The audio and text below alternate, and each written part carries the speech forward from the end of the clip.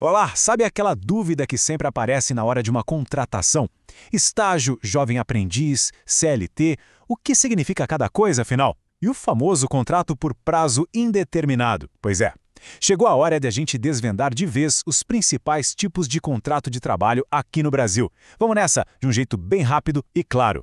A escolha do tipo de contrato é muito mais do que só papelada. É uma decisão, sabe? Uma decisão estratégica que define toda a relação de trabalho, os direitos, os deveres, o futuro daquela parceria. Então, a grande pergunta é: como encontrar o formato ideal para cada situação?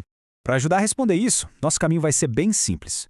A gente começa pelo mais comum, a regra geral. Depois, olhamos para aqueles contratos que já nascem com data para acabar. Na sequência, o foco vai ser naqueles pensados para formar talentos. E no fim, a gente junta tudo para entender a estratégia por trás de cada escolha. Então, vamos começar pelo principal, o campeão de popularidade, o contrato por prazo indeterminado. Pode pensar nele como o padrão, a base de tudo no mercado de trabalho brasileiro.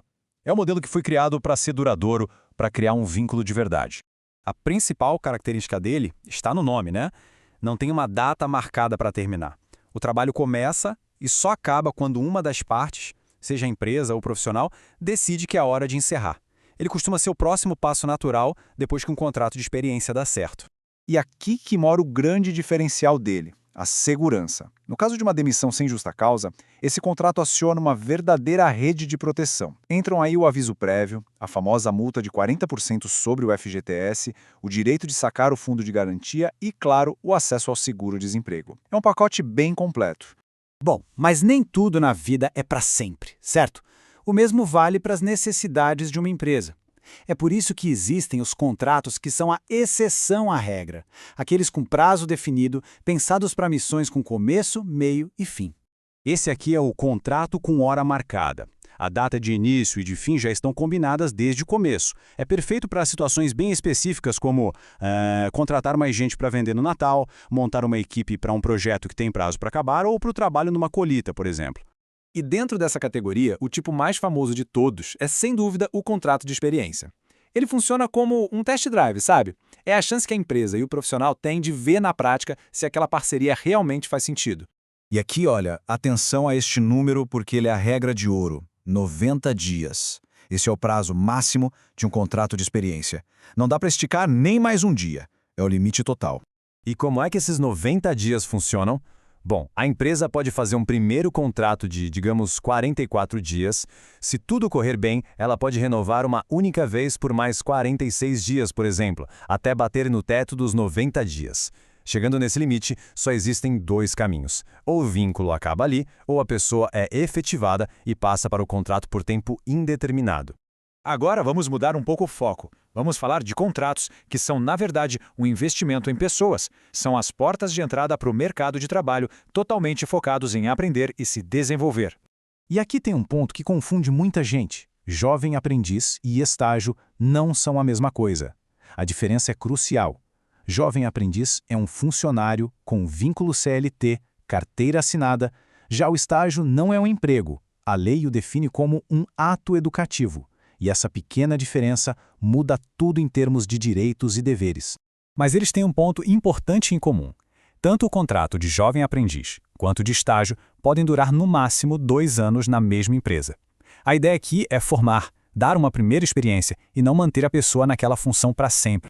Olhando mais de perto para o jovem aprendiz, as regras são bem claras. A idade é entre 14 e 24 anos, a carteira de trabalho é assinada e a jornada é reduzida, de 4 a 6 horas, justamente para não atrapalhar os estudos. E tem um incentivo para as empresas. O FGTS é de apenas 2% para estimular a contratação e formação dessa galera. Já o estágio, como é um ato educativo, segue outra lógica. Não tem vínculo de emprego, a jornada não pode passar de 30 horas por semana e não tem direitos como 13º ou FGTS. Mas atenção! Quem estagia tem sim direito a 30 dias de recesso remunerado a cada 1 ano de contrato.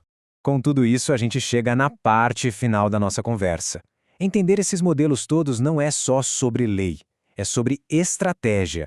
É saber usar a ferramenta certa para o objetivo certo, tanto do lado da empresa quanto do profissional. Então vamos resumir de um jeito bem prático. Para funções fixas, de longo prazo, o caminho é o indeterminado, que traz estabilidade.